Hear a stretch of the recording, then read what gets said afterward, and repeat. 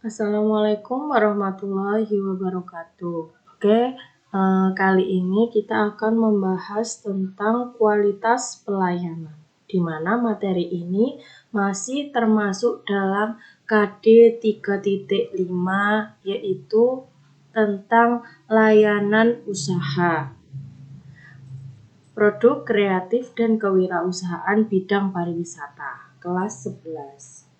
Pengertian kualitas pelayanan.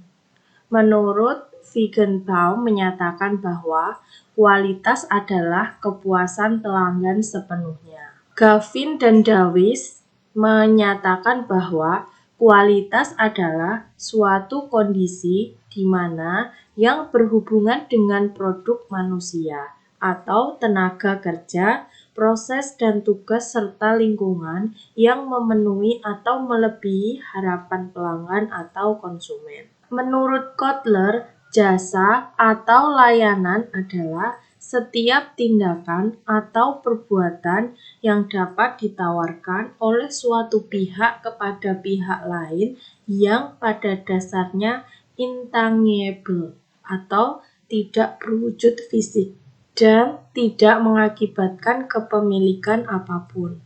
Produk jasa mungkin berkaitan dengan produk fisik atau tidak.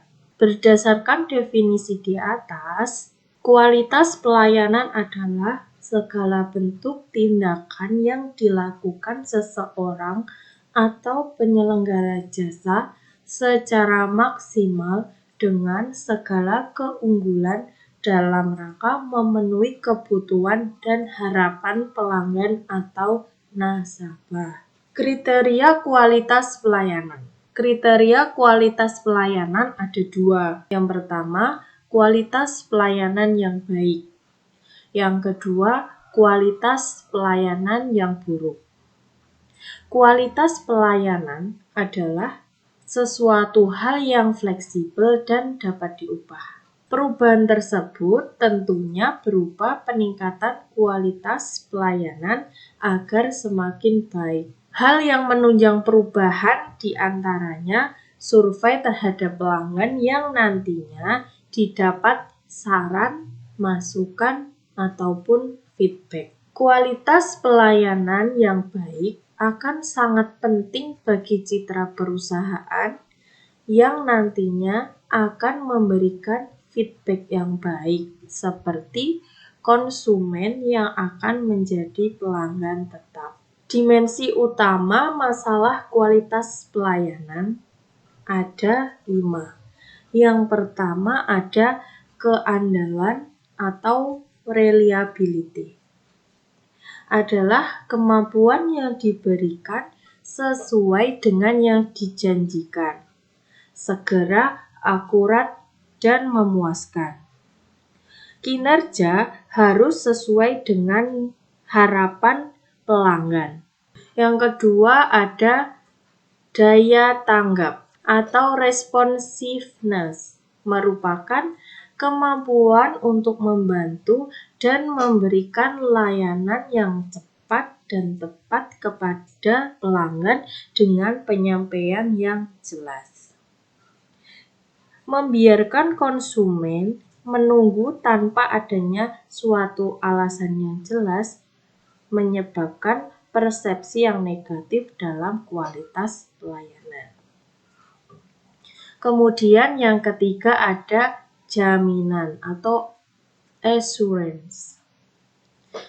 Adalah pengetahuan dan kesopanan karyawan perusahaan dan kemampuan untuk meningkatkan kepercayaan pelanggan pada perusahaan.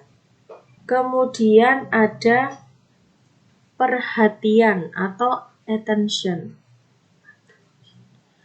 merupakan kemudahan dalam membangun hubungan, komunikasi yang baik, dan perhatian pribadi, serta pemahaman akan kebutuhan pelanggan. Yang terakhir ada bukti langsung atau tangible, merupakan bentuk layanan yang dapat dilihat secara langsung, termasuk fasilitas fisik, peralatan staf, dan fasilitas komunikasi. Faktor-faktor yang meningkatkan kualitas layanan. Ada 8. Yang pertama yaitu mengidentifikasi determinan utama kualitas pelayanan. Artinya, setiap penyedia layanan diwajibkan untuk menyampaikan layanan berkualitas terbaik kepada konsumen. Yang kedua, mengelola ekspektasi pelanggan, yaitu bijak dalam memberikan janji kepada pelanggan. Kemudian yang ketiga ada mengelola bukti kualitas layanan, bertujuan untuk memperkuat penilaian pelanggan selama dan sesudah layanan disampaikan. Kemudian yang keempat ada mendidik konsumen tentang layanan. Ini bertujuan untuk mewujudkan proses penyampaian dan pengkonsumsian layanan secara efektif dan efisien.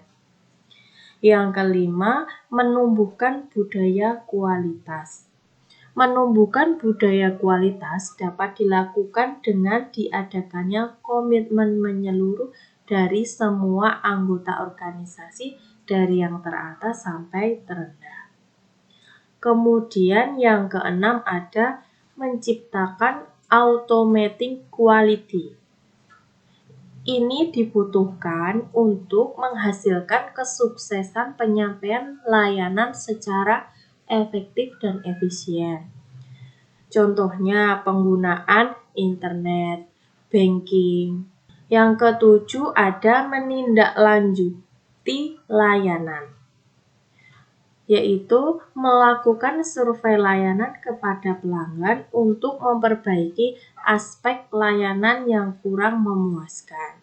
Kemudian yang terakhir ada mengembangkan sistem informasi kualitas layanan.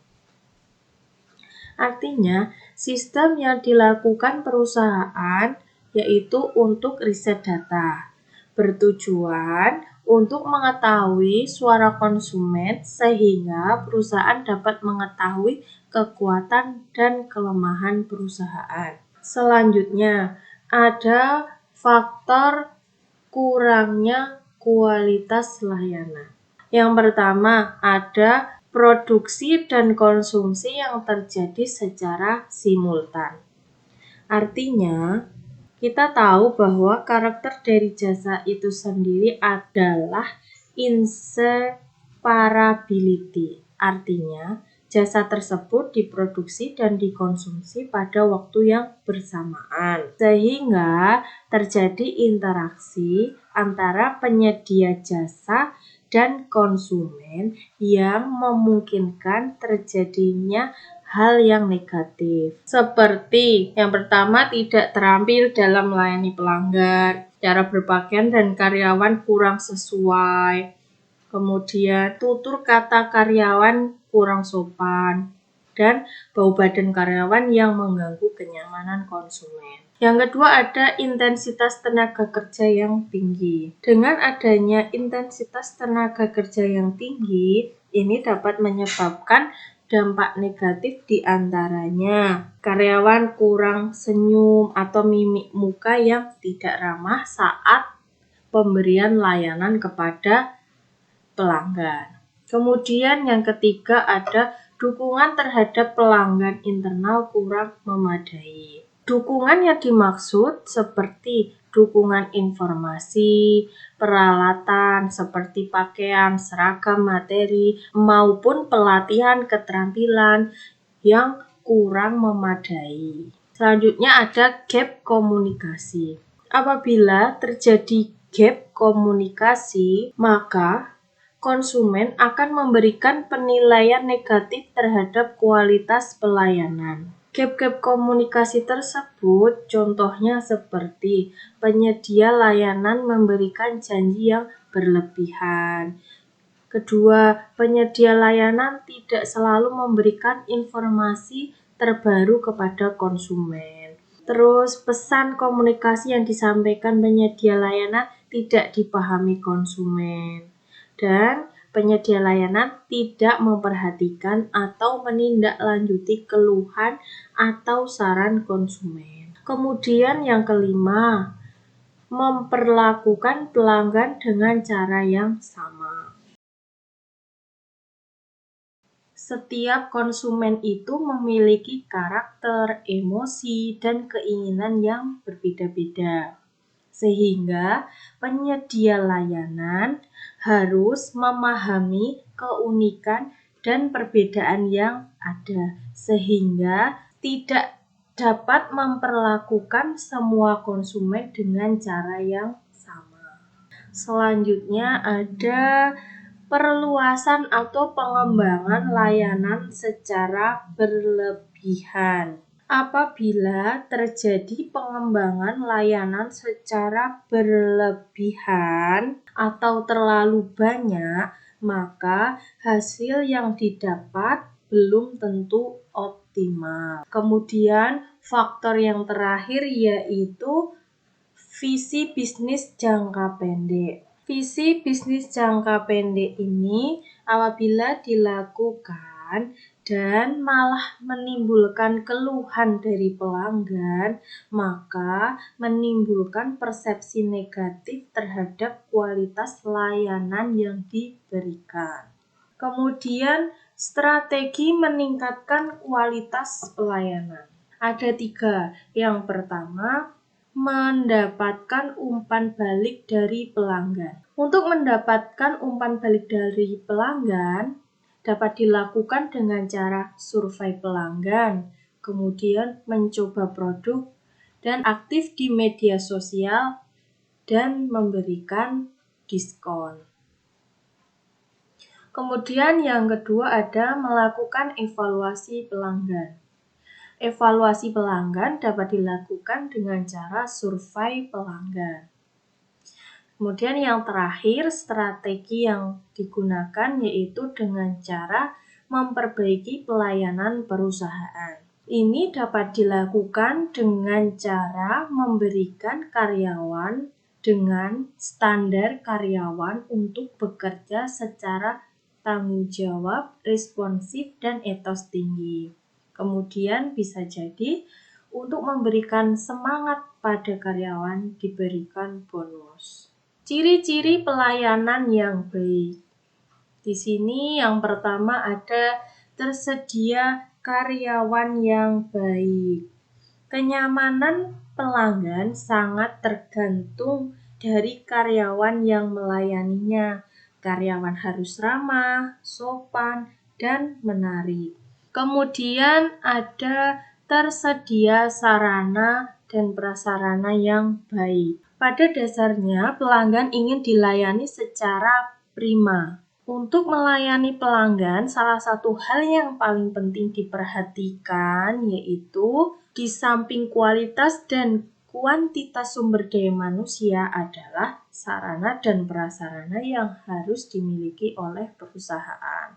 Ciri yang selanjutnya yaitu bertanggung jawab kepada pelanggan dari awal hingga akhir. Pelanggan akan merasa puas jika karyawan bertanggung jawab terhadap pelayanan yang diinginkan oleh pelanggan. Kemudian yang keempat yaitu mampu melayani secara cepat dan tepat. Dalam melayani pelanggan, diharapkan karyawan harus melakukannya sesuai prosedur, yaitu pelayanan yang diberikan sesuai dengan standar perusahaan dan keinginan pelanggan. Selanjutnya, ciri adalah mampu berkomunikasi. Karyawan juga harus mampu dengan cepat memahami keinginan pelanggan.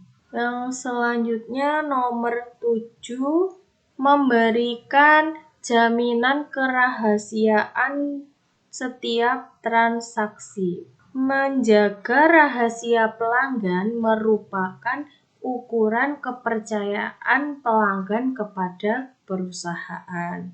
Kemudian selanjutnya adalah Memiliki kemampuan dan pengetahuan yang baik. Memiliki pengetahuan dan kemampuan yang baik dalam bekerja akan mampu mempercepat proses pekerjaan sesuai dengan waktu yang diinginkan. Demikian pula dengan ketepatan dan keakuratan pekerjaan juga akan terjamin.